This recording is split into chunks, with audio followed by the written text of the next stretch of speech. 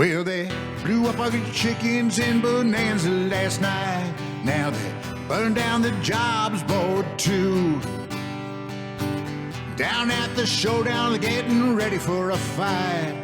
Gonna see what them merchant boys can do. Now there's trouble busting in from CBS, and Jonathan Cars can't get no relief. Gonna be a rumble by the microwave, and the town council's hanging on by the skin of their teeth. Well, now everyone cries, baby, that's a fact. But everyone that cries chugs their root beer back. Put your gold star on, get your bandana pretty, and meet me at Kid Nation in Bonanza City.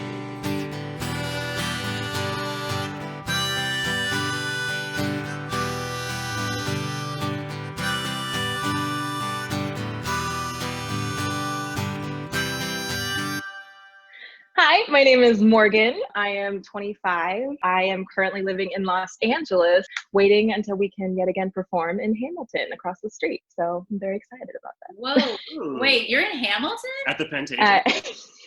I am. Yeah. Oh, that's awesome. Yeah. Cool. Well, I mean, people are obviously big fans. This is like the Hamilton week. Yeah. It really is. I mean, yeah, you guys timed it out perfectly because it's celebrating like the Hamill film, if you will, and then just kind of reconnecting with all of my Hamilton family who I haven't seen in so long because of COVID. So it's been the Hamilton weekend. Whoa. So who are you in Hamilton? So I am what's called Woman 5. I'm in the ensemble, and I understudy all three Schuyler sisters.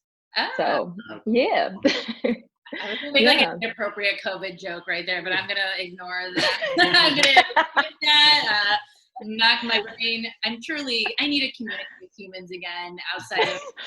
Oh my gosh, tell me. It's like exhausting though these days, don't you think? Like as soon as you start to like socialize, I'm really scared once the world goes back to normal because then I'm gonna have to like regain that stamina in talking to other humans. Yeah, these Zoom calls with other Kid Nation people are the only Zoom calls I've enjoyed these last 4 months.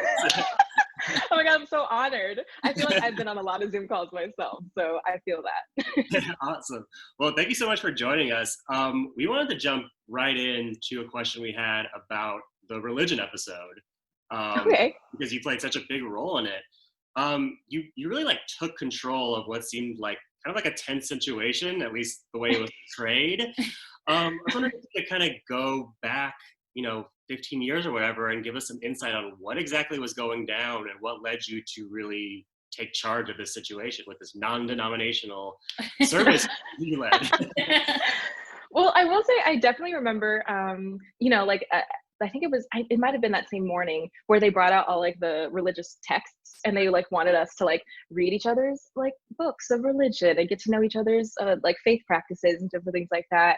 And that went completely awry because, like even 12-year-olds know, like, whatever environment they grow up in, typically you're conditioned to believe one thing or another or nothing. And so I think everybody was kind of like, well, I don't really want to, jump away from what I'm used to. And I just, in my heart of hearts, did not feel that was the way to go about it. Like, it's even at 12, I was like, I think that I can see where the producers' heads were at, but like, I don't think that was the way. Cause like, can you imagine doing that with adults? And so I think it was that same night. It was actually Easter, like on Easter Sunday, that this classic, exactly. Of course that this happened. And I always like have to credit Hunter on the show because I genuinely was not like going to start that like non-denominational just general service. I was on my way to bed. Like I don't think I've ever said that publicly where I'm admitting to the fact that I really had no plans of doing that. I'm sure like in the last interview you guys had with Laurel, she told you about like the involvement of the producers, and they encouraged me to like get the town together for like, one last kumbaya essentially, like that night on Easter night, I guess. And I was like really hesitant about it because I was like, why is this my job all of a sudden? Like, yeah. I'm like, I want to go to sleep. I'm really sad. It's my first time away from home on this holiday that I'm used to celebrating with my fam. And so, yeah, but I eventually like gave in and went to all the different bunks and, just encouraged people to come chill around a fire for a second, say a few words if they wanted. But Hunter like really led the whole thing. And so I have to give him the credit for that service. I hate that like that was what was attributed to my episode, because I was like, I don't know, but that didn't really feel like entirely my doing. So well, that's so funny you say that, because I was rewatching some of it earlier today, and I didn't remember this the first couple times I watched it. But yeah, Hunter goes, "Should we invite Zach to say a Jewish prayer?" And I was like, "Oh yeah." I'm like, yes, let's absolutely. Like it was all like he organized the whole thing. So I was like, you know what, I hate that they were crediting me with that entire service, because I was just I was the person inviting them, and he led it, because as I said before, I was ready to go to bed. I was sad. Wow. So like this whole time when we're like, okay, baby Morgan was definitely like spiritual influencer amongst the children. It was like Hunter could be this like goop wellness.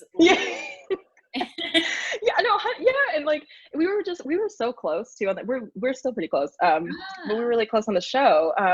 And I just remember, kind of like us like begging him, like, help me put this together, because I just didn't, I didn't know what I was doing. At 12, I didn't know how to like, in a way gather the whole community to celebrate, one like thing, which is hard because it's the thing, it's the like whatever deity you like worship, or all the things. I just felt like it was a lot to ask of like children. Being a child myself. A little bit. Yeah. The religious episode definitely, because it's kind of early when it's like the fourth episode, I think it's definitely like an early, like we like dive head first into like religion, politics, all that stuff, like pretty early from the jump. No, but that's interesting, because I think that was your gold star episode too, if I'm not mistaken. So now, now I'm piecing things too of like producers maybe wanting you to lead because maybe there was some inkling that you'll be the gold star child of that day. For sure. Probably, right?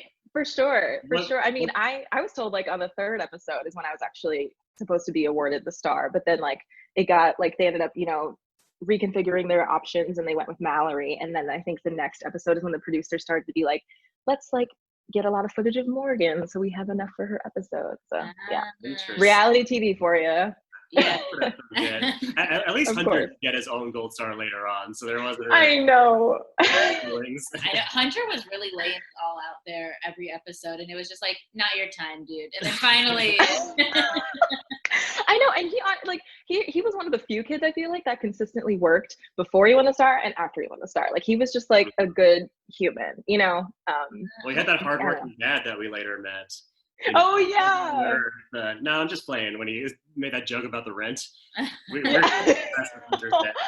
your dad, and like I feel like those were like some of like the big key moments maybe we saw with you, was like this big religion episode, which is gold star numero uno, and then the bigger gold star at the end with your dad. What was it like, I guess, having that, like, what was the reality of your dad visiting? Because I feel like he got a lot of airtime on that end episode. Did that feel true to life for him, or was he like, what are you guys doing out here? Or I guess, I'm curious your parents' reception of being on the show and then watching the show later and all of that kind of stuff. I mean, I don't think we anticipated how much airtime my dad would get, because like you see my parents a lot in that last episode. And I feel like in my airtime, I think kind of piddled out after I won the gold star a little bit. Like I just wasn't featured as often. So it was like hilarious to me that my parents were super mega featured. But it's so true, especially with my dad. Like my mom's like, more soft spoken, and but she's also the kindest human being. And so is my dad, but he's like loud, very extroverted. I think they were both so hyped to be there and like see what I had like been through for the past 40 days, because there was like a lot of hearsay, and they signed a contract with some details, but like they didn't know exactly what I was enduring like for the 40 days I was out of contact with them. So it felt right that dad had a lot of screen time, to be honest. So what did they think when you were showing them around town? Were they disgusted, or were they just like, why did we allow her to go? Or were they just like, this is cool, we got $70,000? True. I think my mom, I love that they like showed on air like the when I showed them my sleeping bag and where I had been, you know, Yeah. staying for 40 days, because it's true, it was dusty as all heck and like and gross. We like had a rat problem, I believe, at one point, like in the like adjacent bunk. It was a lot, and I think my mom was a bit horrified. My dad, I think, you know, to some degree was too, but I think he was just finding it funny, like more funny than anything else. Right.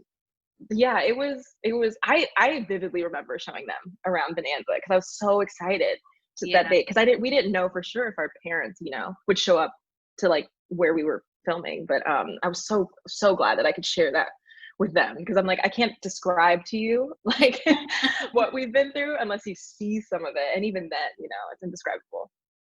Yeah, I mean, there's that great moment where your dad and Greg have this really like mature conversation, which is the first time we've seen Greg acting mature the whole time. On the, Right? on the drive back, were you like, Dad, let me tell you a little few things about Greg? or what, after you saw that, what did you think? I will say I had a better relationship with Greg than I think a lot of the kids did. Like especially like at the start, I was 12, he was 15. I was totally crushing on Greg when I first started the show. Of course, then I like got to know Greg a little bit, and I was like, oh, okay. So, but he was just like the big kid, and like I admired like older kids, that, you know, being 12.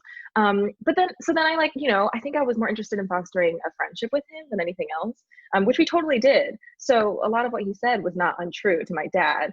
I will say Greg was a pro at, you know, having a certain rapport with adults, Mm-hmm. and then, you know, kind of turning that off when he was around all of us, because he was like the oldest. And but he, I mean, I think, you know, of course the show shines light completely on the negative aspects of Greg when he was 15, but you know, we had a lot of quiet nice moments. So I was like, yeah, Dad, like you'll see probably a lot of jerky moments, but he's cool, like he's fine. Oh, that's cute. Yeah, I mean, I guess like on TV shows, you're not really going to show people like sitting around like reading books and like having like kind conversation. I know we've talked to a few former kids about like the casting process, which I know, you know, it's not, I'm assuming, were you an actor kid as a kid, or like how was the casting process for you? Because I know some kids were plucked from the acting background, some the homeschool route, and some like random rodeo children or whatever, you know, very random, but makes sense, or like the spelling bee kids or what have you. Yeah, I'm curious, where were you plucked from?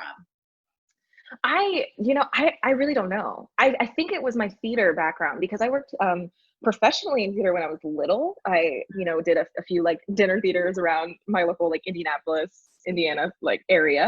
And so I guess that's where they found my name. I actually haven't had that confirmed yet. But they actually called my middle school to get in touch with me, and then they called my parents. And so it was like I was used to kind of like audition processes like that, but I had never been through one for like a reality TV show where they genuinely just wanted to get to know me.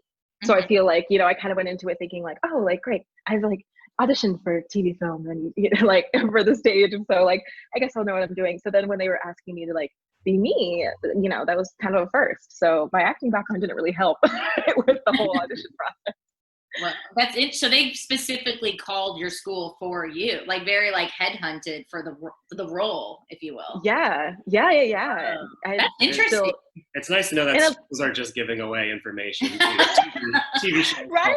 Yeah. I was like, this is a bit creepy, is it not? Like they know where I go to middle school, and like they pulled me out of class, and of course like I was totally, you know, a teacher's pet at that point. So when they like said to me in the middle of like, I think I was in health class, like you're like the principal wants to see you, that's horrifying. Yeah. Just like, what did I do? And then you hear CBS is trying to get in contact with you, which is even more horrifying to like to some degree. But yeah, that's kind of I have no idea. It's very, I mean, I guess old school casting, you don't have like Instagrams to stalk, so you're just, that's true.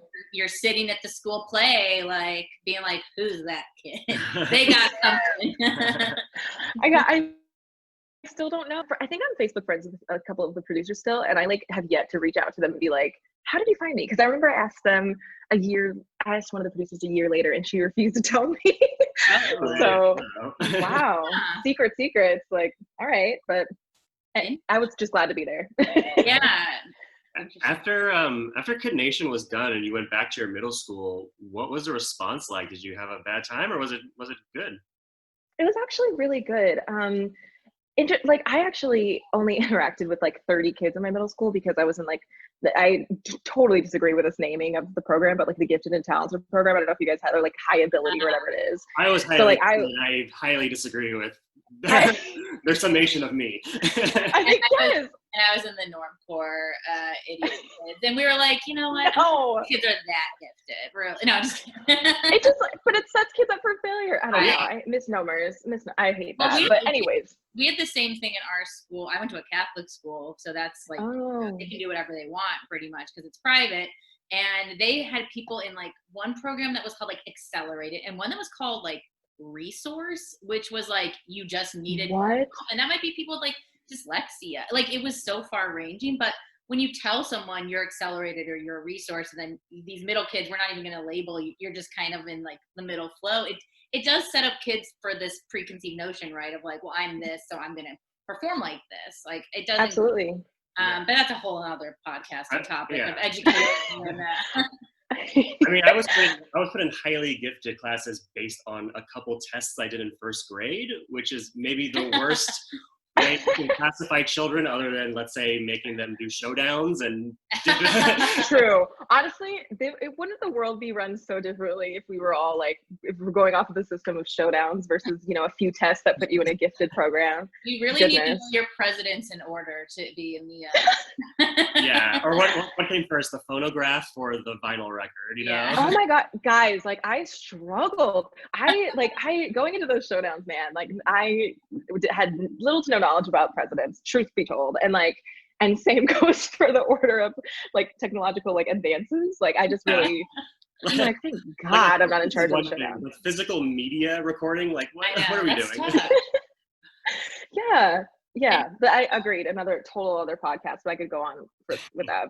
And sorry, I don't know if I can cut you off on this stuff, but yeah, I guess returning to school, you were like, did kids watch this? Like, was this like were you like Morgan from Kid Nation at Indiana school, or like, yeah, that was like the energy of like returning to the non-Hollywood. It was really fun. Like my class at the time, I was really close with all of them, and because we spent all our time together, we were in every class together. And so I came back, and it was nice to like feel like I was missed. And you know, and they had all these questions about what I've been doing, and of course, I had signed my life away in a contract, so I was like, I can't disclose anything. So it was even more fun. Like we, you know, transferred to 7th grade in the fall or something like that, and so we were all together again, so I could like experience the show with them. So we would have like viewing parties, and I remember I had one viewing party for one of the episodes where it was just I like went to a like arcade or something with my class, and we watched one of the episodes, which is like really fun and also very nerve-wracking because like I had never seen it, so it was like, am I about to look crazy on this episode in front of all of my peers? Like but it was they were really great. And I remember one of my friends from middle school brought this up the other day, but I didn't recall until they said it that I brought the big gold star with me to school. Like I literally put it in my backpack and like brought it, and my mom was just like, yeah, you can like take it with you and show it to them at school, because like it wasn't actual like gold, but you know, it was like a replica of what it might actually look like, the size of the gold. And so I had each of them like held it and like went around in class, and it was great. Say that the gold star they received was actually maybe the big one wasn't. Oh yeah, maybe that's it. Oh, did you? Because you got 2, so the second one was worth its weight in gold. It'd be significantly heavier. Heavy. Yeah, I mean, it was very heavy. This is terrible, but I think if I know myself and my parents, we probably took the check over like the real investing in like the real gold. Oh, yeah. So I think it was just like, you know, a placeholder for. Yes. I don't know. I believe Anjay revealed to us that Greg's parents were the only family that actually took the gold in its worth. I bet. So they might have like $100,000 gold star now. They haven't sold it. In some like mine somewhere in the backyard in Nevada or something. Oh my God. Oh, that must be great.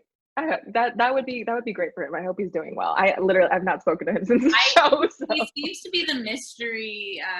It seems like there's a few kids that are like the mystery kids out there that maybe kind of fell off social media or disappeared. That's actually a question I had of just, you mentioned that you were friends with Hunter.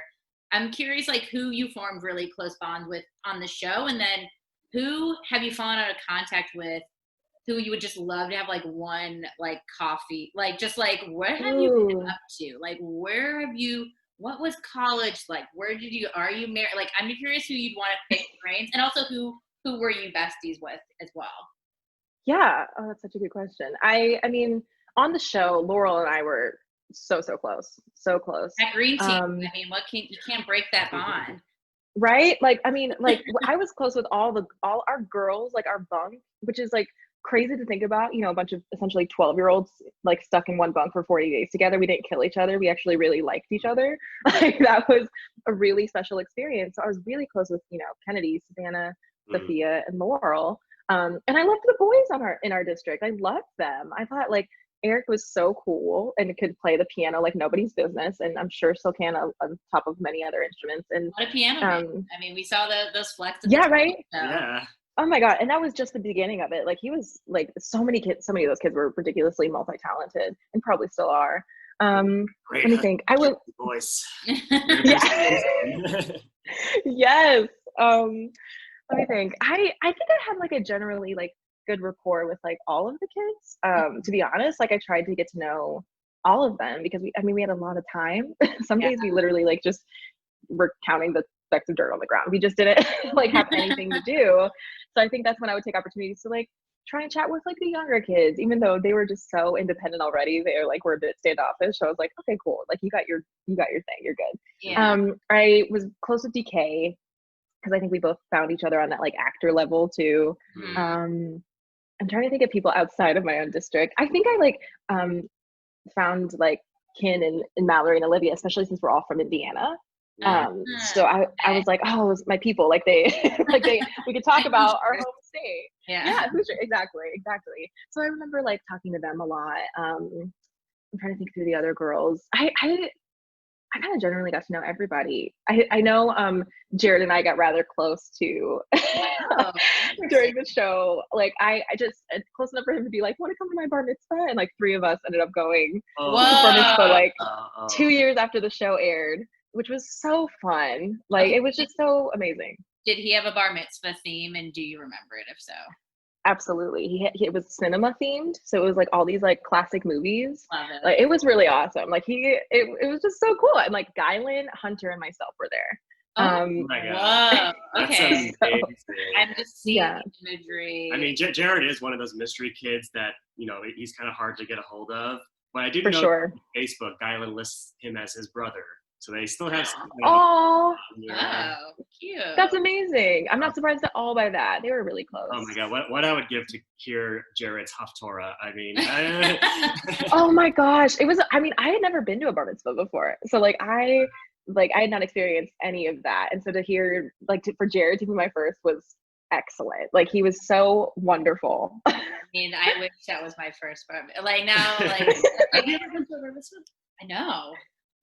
That's why I'm holding out for Jared still. Maybe he'll do a reunion bar mitzvah. You gotta wait till my cousin's older. Yeah. So yes. Yeah, I guess I know I asked like a lengthy friendship question, but I guess to follow up, like who would you love to maybe connect with now that it's been a while? Or like who are you curious about maybe like checking in on or being like, what? Where are you at? Like where Yeah. I feel like so many of them, especially because like those who have gotten married, I just feel like I'm in such a different part of my life. Like, you know, like I love my boyfriend so much, but I don't think we're gonna get married anytime soon. And it's just because like we're not there. And to see like Randy and Blaine and like all these kids from the show, Greg, like they're all married and doing well. They might have children of their, like I think Greg has 2 kids. Like it's just wild to me. So I would love to like pick their brains, but I think like at the top of my list is Sophia, because I went to stay with Sophia the summer after we filmed the show, because she lives like down by like Disney, and Disney is huge for me. And so I went, like it was like killing 2 birds with 1 stone. So like I got to go hang out with Sophia, meet her family, like get to know like her way of living, and then we went to the parks, and it was really great. And that was really the last time we spent extended time together, when I was 13 years old. And so I've come to find out I'm in rehearsals for Hamilton in New York in this past February, and Laurel and I like kind of reconnected again, because like we've like gone back and forth kind of like over the years. And Laurel was living like in Jersey, and then I was living in Brooklyn for rehearsals, and found out that Sophia was also there apparently at the same time I was. I don't know like her whereabouts now, but like I couldn't believe we were like in the same spot and probably could have reconnected. But yeah, it was, so I'm really grateful for this resurfacing of Kid Nation, because it's giving me like a, you know, good excuse to like reach out and rekindle some relationships. No, it is interesting how it seems to like surge and come back, because like I've been aware of Kid Nation like since it came out, watched it when it came out as like an old high schooler, I guess, or whatever I was, and then watching it, I showed him it like a year or so ago, and then we rewatched it to recap it and just like give a full take on it. And it really like people remember this show, and people like, I mean, I think that era of reality TV, it only could do that during its time with kids, right? Like I think people would love to see these more like interesting, they're almost like psychological experiments, right? For sure. So I don't know if that's like ethical, but it's interesting. It's very interesting. It's incredibly, like I think, you know, of course, like looking back, and I rewatched the show with my boyfriend at the beginning of quarantine because he had never seen it, and it was the most fun I've had watching the show. Like especially like with someone who had no idea of its existence really before it happened. And wait, it was what, really cool what, did, like, what did he say when you first brought up, like, so I don't know if you know this, but I was on a CBS reality show. What was this? Well, it's funny because I do not bring it up. Like I like, just because I think there's been too many times in my life where somebody's like, you look familiar. And then we go through all these different options, and I'm like, okay, did you watch Kid Nation on CBS like 13 years ago? And they're like, yes, that's where I know you from. But that wasn't the case with Vincent. Vincent like I think he was like, we met doing Hamilton, and I feel like he was trying to look for videos of me singing or something on YouTube, which I also really don't endorse. Like I don't put those up. And so I think he came across Kid Nation in that way. And like one day before we were even dating, he just came up to me and he was like, what is this? Wow. Like, So he discovered it on his own, but we didn't watch it until we were able to like watch it together, and it was wonderful. So, yeah. Kid Nation is like a solid quarantine watch as well. Just like, it's one season, knock it out, all on YouTube somehow. No one knows. CBS doesn't seem to care. God bless the person who wrote it like 9 years ago. Right? I was like, I cannot believe this all just sits here, because I think we got like DVD copies of the show, which are now kind of obsolete, but like, but I remember like my parents would be so nice and like loan out certain episodes to people to watch, and like we would never get them back. So I'm so grateful that they're all on YouTube, because otherwise I would not be able to rewatch it. Did you ever get like a wrap gift? Like a Kid Nation jacket or hat? Because I've been searching eBay for months trying to get some wrap gifts. They had like some merchandise at like the CBS News store in New York, like on 50th and Broadway or something like that. Because I remember I was visiting New York like the next year with my parents, and we walked into the store, and they had like Deal With It hats and like a Kid Nation Bonanza City shirt. My mom still has it, and I'm sure we still have the hat. But like I said, Kid Nation, and then Deal With It on the back. It was super cool. But I remember that I think they sent us Wii's that Christmas. So like Nintendo Wii. Oh, Wii. Nintendo Wii. Sorry. Yeah. Like what's a Wii? I heard it as like Wii's, like with a like Z. the Unity Wii. Yeah, like, Wii's. Wait, so they sent you an actual showdown gift? They didn't give you a choice between video games and the Bible or something? I know, right?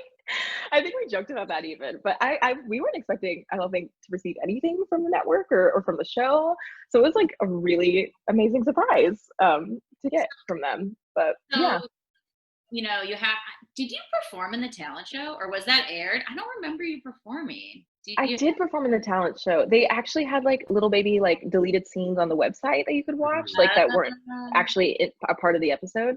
And of course we had to sing like non-copyrighted songs. Right. So I did America the Beautiful or something lame. Like I don't, it's just like, I kind of know the words to that. Let me try and sing that. And so it was fine. Like I think I just wanted to, I felt probably a pressure because like, you know, I'm a singer and was practicing that skill of mine at the time. So I was like, okay, might as well, you know, perform for my peers, which is really scary.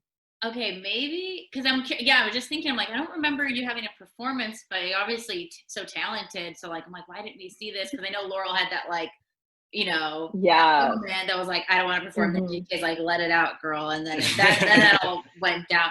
So I'm curious, just because you might have this insight, it seems like you're a well-connected gal about Bonanza City. There was a girl, I think her name was Jasmine. She performed at the talent show, and she had this song that was like, haters don't hate because I keep them in fear. Do you know what song I'm talking about? Yes, I do. What is that song? Did she make it up?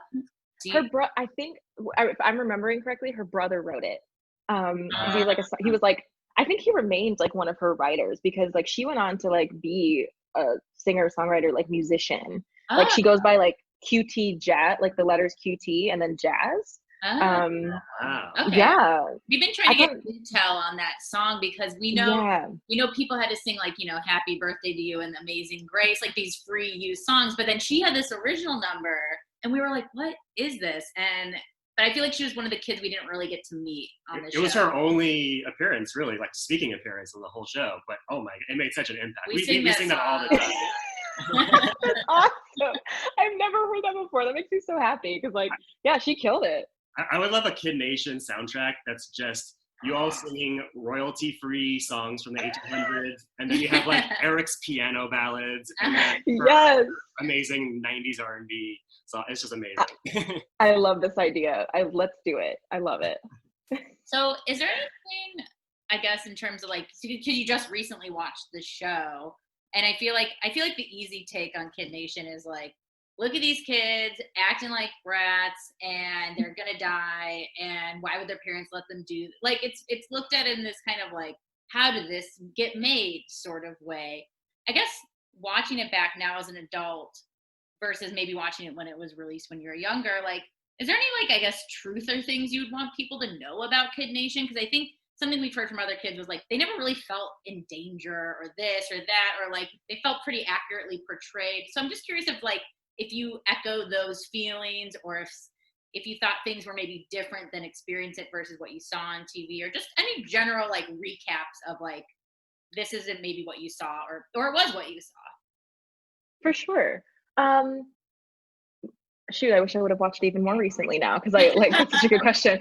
I mean, the first thing that come to mind is I remember hearing in your interview with Laurel about her addressing like the Taylor drama of the show. Yeah. And I have to agree, because like, especially now 13 years, like we're all in our 20s now, which is wild to think about. But it's crazy to watch someone be depicted like that when they're, 9, 10, 11 years old. Yeah. Even, and honestly, even Greg, like, 15 is still a baby. Like, it's just like you're just now entering your high school, very formative years. That's a really awkward time for a young man, I think, to like be featured like that on a show. And so like, I think I learned a lot about reality television while filming it, and also while watching it, and like watching it again, and seeing like what they decided to focus on, because like there were so many amazing moments that they chose not to air because it doesn't make for interesting TV, to be frank. Like, it's like, I think I talked recently about how we had like the whole meeting in the saloon where they just sat us all down and just basically threw out a political topic, and we all had to debate it. And we were in there for like a couple hours, and like they would throw out like some, like the Republican Party, and then somebody would bring up Bush, and so we'd sit there and like debate and discuss, because like that, a lot of Bush. that was the hot topic. Strong opinions about George W. Bush. I know. It's like, we're 12. But but like it was really, I think that was so important, and I was sad that they like kind of elected to not include a lot of that stuff, because it was the material, I think, that really proved that we were very civil actually with each other most of the time, and like we could coexist, in a town. Like we could remove ourselves from a space when we didn't feel like connected to whatever was going on, and a lot of it was like I have to say, like very like provoked by producers, like trying to like coerce, like, for lack of a better word, information out of us. Like they never like blatantly said, say this, it was never that. But like I remember having a lot of times to make a concerted effort not to answer the question the way I feel like I thought they were trying to get me to answer it, just to like talk smack about another kid. And it's like, they're 9, you know. Just Yeah. like, I think I had that level of understanding at 12. So I think I want to, like, you know, encourage, you know, past, present, future viewers of Kid Nation that, like, those kids all were really, really good to their core. It's really, you know, it sucks that, like, a lot of their, you know, weaker moments were the ones that were highlighted, especially like all of freaking Taylor's moments. Like her poor, I don't know, it sucked to watch, really, honestly. It really was illuminating, like, because we didn't know if we would talk to kids or crew like after recapping, just because, I don't know, we're like, should we? And then we're like, well, why not? And hearing this sentiment echoed of Taylor and Greg and, like, these kids that were just kind of honestly, like, ended up being bullied, you know, by this show in certain ways. Pretty much, yeah. Relate to real life. It really was like a reminder, because I think while we recap, like, you know, we'll start talking about the story, right? Because TV is story, and it's like these kids are having conflict over religion, or these kids are having conflict over whatever, politics. And then you have to remember the keyword is, like, these kids are having conflict over this, and then these kids are having conflict over this, and you're like, I'm ripping, like we would have to, but it was interesting psychologically. We'd have to stop ourselves from talking shit about a 10-year-old, because is that crazy? The platform is kind of advertised to feel like adult themes. So you really do. It's interesting that you lose yourself a bit, because I think when you step out and are thoughtful, you're like, I shouldn't. I would never want my, like, worst moments as a 10-year-old aired on TV, because I was an absolute asshole maniac. Which I think is okay. Which is fine. Yeah. But then to, like, to further the conversation of, like, I don't know, I've seen, like, listings online that's like, Taylor's the worst character, F- rating, and it's like, come on, I don't know. Like, we were recaps from, like, 2007 when it aired, and there was just like a total lack of, like, self-awareness, and it's like, I know you're kind of being ironic and sarcastic, but, like, you know, this is being portrayed in a way to make these kids. I mean, there was like 5 or 6 episodes in a row of Taylor the villain. It was a lot. Where just from a viewer perspective, it was like, let's move on. Let's do something else. No, I completely agree. I felt, like, oversaturated with that information about her. I was like, oh, this is a lot. Like, especially, like, and of course she's gonna start, you know, rejecting people because they're like, they keep harping on her and applying pressure, and she's so young, you know, like, and so I think hearing Laurel's you know, sentiments about it all, I was like, she's absolutely right, you know, that's just, it's too much for someone that age, and to expect them to operate, you know, in this very adult, you know, kind of dystopia they've created for us, like like it just felt like it was too much. I think that's a good thing to echo, especially in these conversations, for any new watchers of Kid Nation, or even old watchers that need a fresh perspective on this, because I think we're in a very changing environment and world, and I think that era of kind of meme TV is, like, it's kind of dissipating a little bit. Now we have Queer Eye, now we have this, like, uplifting stuff. It'd be interesting to see what, like, a modern Kid Nation would even be like, because I don't think they would go about it in such a more, like, cutthroat, nasty sort of way. Well, I don't think you even can, because, like you mentioned, like, the way we treat them, or the way the media treats people, these celebrities these days, has completely changed in just, like, the last 3 years. Like, the way we think about how the media portrayed Britney Spears or Amanda Bynes, or really anybody, just, like, even 5 years ago, was like, they're a joke. They have a mental illness. Or cancel. Like, cancel culture. Now I think it's in a more like let's learn, let's perform, because I think it is interesting to watch these kids have conversations on topics that a lot of the time I think some kids agree that are, like, usually trickled down from their parents, usually for sure, who has their own, like, opinions on, like, war in the Middle East, like for real, as a real. So, no, but that's interesting. It's echoed. And I think too, if you're an adult who's maybe, like, a Taylor-esque character who has catchphrases like "deal with it," who I hope she got, like, royalties off of that catchphrase, probably. Right. But like, if you're an adult, we're also like deep into rewatching The Hills right now. I don't know. Quarantine really shaped our brains into. I love it. We're just all over we're just thirsty for gossip, I think, is also the other part of it. So because like also lack of social interactions is just like you don't have your normal people to like essentially, for lack of a better term, talk shit with. So it's like let's find that, fill that void with our reality TV. It's great. But if like Taylor was an adult with this, deal with it, it's like then you go on these media tours and you're like, yeah, I'm the bitch and deal with it and yada yada. But when you're 10, like, do you want to be the villain? You didn't have that choice really. So now it's like well, it's just wild. It's like I feel, you're thinking back on it, like I feel like I'm just now coming into my own identity. You're 25, right? Yeah. I'm convinced when you're 25 and you start getting hangovers is when your brain starts to like be like, I am an adult. And I think it's like when your brain stops growing, or I don't know. Growing? But like, or like forming, developing, I guess. Like for sure. Because I'm pretty, like 25 does feel like a signature year that's like, I don't know. And especially in the United States where I feel like we're definitely children longer. Yeah. Yes. Agreed. So it's interesting to even look back on it as like watching as an 18-year-old is probably different watching as like now a 25-year-old.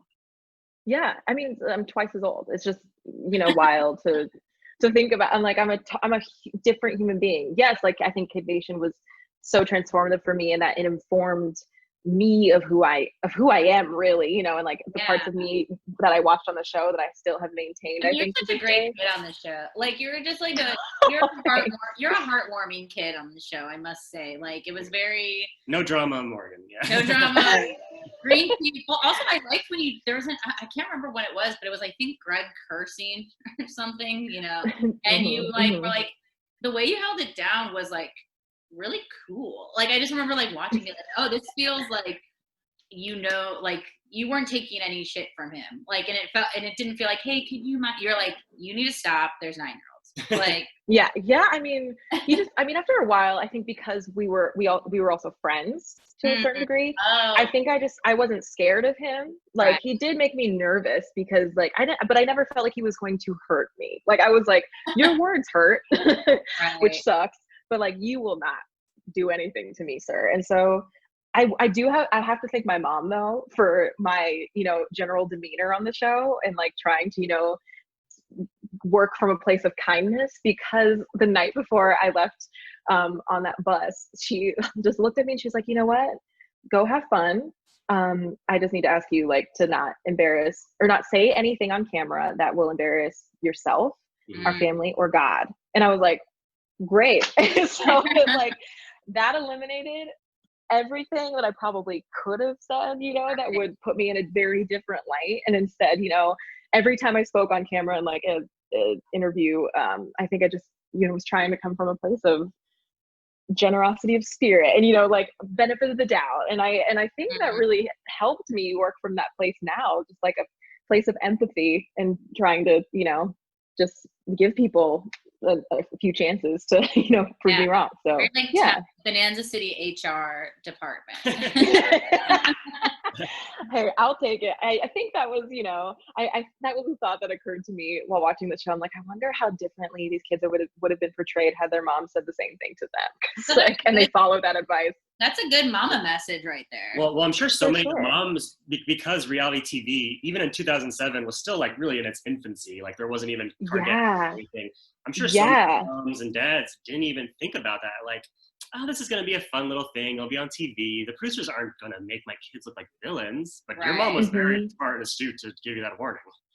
Oh yeah. I mean, and mom, like, she just has this like natural intuition about the business. That's why she's like, she makes for like the best momager ever, because like she's always just had a very like, particular like awareness of reality TV film, like the stage, all of those kinds of industries. And especially being a mother, I feel like she was just looking out for me and protecting me. And I knew that there would be a camera in my face with the opportunity of those things being aired for the world to see. So I think, that really encouraged her to give me the most amazing advice right before I went on to do this crazy social experiment of a show. Wow. I love that. Yeah, I think I'm rounding home with questions. Do you have anything else? Yeah, I mean, we've asked this question to pretty much every kid, I think. I mean, I guess let's say in 15 years, CVS comes to you and says, Whoa. "We want to do a adult nation. We rounded up all the kids, bringing you back to Bonanza." What'd you do? Wow. I know I'll be a different human then, for sure. Just from growth, but I'm inclined to say yes because I'm inclined to have faith in humans. Like, I mean, humanity right now is letting me down a little bit. Like the bigotry in our world, you know, like it's just the fear like they're instilling. It just I think the the biggest thing I'm just worried about the kind of conversations we'd all have like in our 30s and 40s. Like that's so wild to think about because you're a different human. Like you like officially come into your identity. Then at some point you have kids. I'm just thinking about all the contributing factors into like what would make up like all of us at that age. And that's a lot because like the 40-year-olds of the world right now are, you know, letting me down a bit. To be real, but yeah. Well, and even too, there's some things kind of what's great about like being a kid and having kid like arguments. And I even talk about this in astrology too, is like when we're younger, we can just cry when we're upset and we can just like let it out. And you're supposed to have these mature conversations as you get older, but not everyone really learns how to do that. And I think sometimes there is something to be gained from like healthy, just like emotional expressing, for sure, and not holding it in this like grudge kind of or judgy kind of category. So, but yeah, same sentiment. The 40-year-olds are really dropping the ball. It just makes me so nervous, you know, because like I feel like there's definitely more hope for us right now in our 20s because there's still so much room for growth and so much room for change in the positive direction. And especially, I mean, right now, like the world we're living in, you know, with like the Black Lives Matter movement, like everything like is just so in our faces, in our generation's faces. And I feel like when we're in our 40s, like what will be happening then? You know? Well, I think like I was saying this to some friends. I was like, I'm just like kind of mad at my parents' generation for like not doing so much important work because this was still all an issue during their youth time period. And now, I mean, I think, again, this is speaking from like a selfish ass place of privilege to be like, fuck, now we all have to do this. Like, we're supposed to be thriving. It's like, well, we can all still thrive and do the work. But I think there is that like fear of like, oh, but when I'm older, am I going to be this disappointment to my, you know, generation? Right? Yes, probably. You Oh, know, we will. We all will. Odds are. I mean, each generation keeps getting better though, to be honest. Like, you know, like my little sister is about to be 21 and her generation impresses me more and more every day, just with like their level of tolerance, empathy, and understanding of just human beings, like, you know, like non-binary, like all the wonderful, just accepting notions of their generation gives me hope because there are definitely some people, even like on my end of the spectrum of millennials that, you know, are not doing that for me. So I'm hoping I'm hoping we do the work and prove them wrong for sure. Millennial Kid Nation, Millennial Kid Nation, Zoomer Kid Nation, Zoomer Kid Nation, or you know, the regular nation is divided. The Kid Nation is very strong. Yes.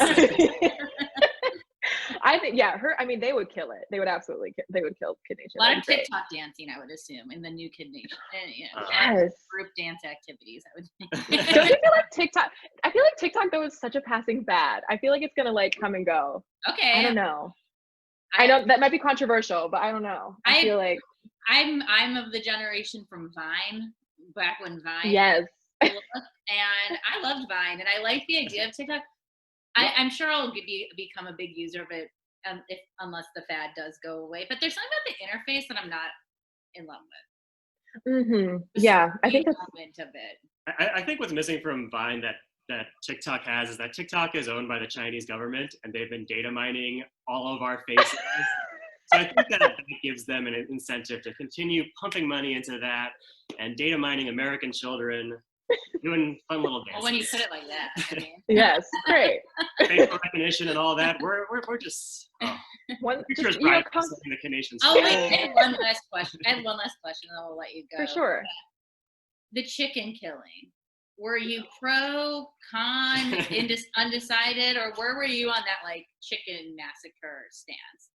Yeah, it's interesting. I have to be so honest in that I've never been like an animal, like obsessed with animals. Like I like my own dog. You know what I'm saying? Like I'm Yeah. that person. Yeah. But I'm not like, you know, vegan for the reason of being an animal lover, which I totally, you know, love and respect that. But so I think my 12-year-old brain felt the same way. So I was like, yeah, go ahead. Like, and I think I was really curious about the process too, a little selfishly. So I was there for the second chicken killing. The first one I was too scared to attend. I watched all like the, you know, intense gutting and stuff like that. But the second time I actually like held dead chickens, like, you know, because we killed like 10 the second time around. So I think it was honestly like a milestone of mine in my life of bravery. So I was like, all right, I got this. Like I could do that farm life for a hot sec. Like I could do it. But yeah, I mean, again, the trends of the world, we're all trying to move towards that remote farming, organic, right, hunter wellness, you know, experience. So I don't blame those humans. Like they are living in a blissful like abyss. I just like, you know, I'm like, what a wonderful like way to just kind of like escape for a second. I agree. I truly envy them. I do envy, like sometimes just like the ignorance is bliss. Like what? I'm chilling with my commune. We have eggs. We're good. Like Yeah, they're just it's just like the simplest, you know, things are bringing them joy. Like that's just it's not something we practice at all anymore. So I admire it. Well, I'm out of questions. If there's anything you want to like end with, anything you're like, I can't believe they didn't ask me, feel free to spill it here. Or anything you want to promote. I don't know if you have social media or anything. Handles. I know Hamilton will return for another. Hey, people can maybe buy their 2022 tickets ahead. Right? I'm hoping we get back. I'm just hoping, you know, I'm praying for so many reasons for a vaccine, obviously, because our country is, it's just so sad. But yeah, I would love to get back to work. And our unemployment runs out at the end of this month. So it's kind of a touch and go situation. Yeah, we both work in Hollywood too. So we're definitely, when are we ever getting back on set? Or praying for that 600 to keep going. I know. Something, but like, yeah, I guess I would give social media handles, but I actually have been taking a hiatus, especially from Instagram, because the Hamilton fans are so wonderful and in such a huge number, but it got a little overwhelming for me. So I was like, you know, I need to like take a step back. And it's been so healing, I think, during this time to like really like dig into like the activism and dig into, you know, finding what brings my mental health and my joy back to me. And so, and sometimes, you know, that's reading a lot of books and chilling with my boyfriend on the couch. So we're really trying to stay grateful and stay healthy. So yeah. Okay, well, everyone leave Morgan alone. No, I'm just kidding. No. Oh my God. Yeah, no. Eventually I'll get back on Instagram, and the handle is like mwood 2013, I think. Oh my God, it's been like months since I've been on Instagram. That's but nice. Yeah. How does it feel? Like, how does that feel? Is it just weird to like, I feel like sometimes I'm scrolling and I don't even realize I'm scrolling. Do you know what I mean? I know, right? Muscle memory just like goes into like opening apps. Was that like a lot of breaking that like hand habit? Yeah, I just found myself like any free moment I had, I would just like jump on Instagram, and I would be looking through the same feed that I looked at about a minute ago, you know? And so I was like, and it was also just giving me anxiety because there's that comparison factor, especially being in the arts, like that you're constantly feeling. And I just felt myself like, I'm like, this is not productive for me. So it's been like incredibly cleansing, to be honest. Like I have no idea when I'll get back, but I really enjoy like, you know, hearing from people who actually want to reach out. And it's not just because they're seeing something I've put online. Like I just jumped back on Facebook, but that's only because I wanted to like get more involved with Black Lives Matter. But like, if it weren't for that, I'd be off of my computer, my phone, and it's really great. Like what is that like weekly report on your phones where it can tell you how much screen time? Yeah, like it's been awesome. I'm like, yes, like I'm down. It's gone down probably like 80%, or I would assume. Crazy. Yeah, crazy. Every week, it's scary. I'm going up. You do not want to know. Because of the Zoom calls, though, right? It's the Zoom calls. It has to be, or like just FaceTimes with like family. I feel like that's what's keeping my time up. I think it's just me scrolling. Just diving into the dark abyss that is Twitter. And that's okay. That's okay. Do you know? We're all healing and self-soothing in different ways. Well, we'll see how maybe my we'll brain. take a social break after we're done posting Kid Nation Nation. Maybe, yeah, it We might be won't, good. but We maybe won't. we We won't. Well, here, I'm gonna shout it out because you did. Shout out to Black Lives Matter. Everyone should donate to their local chapter. Yes. Come out. Here and in get LA, BLM LA, I think is all their handles. So Yes, please. Send your social media over there and do something. But it was great Yeah. to meet you. Thank you so much, Morgan.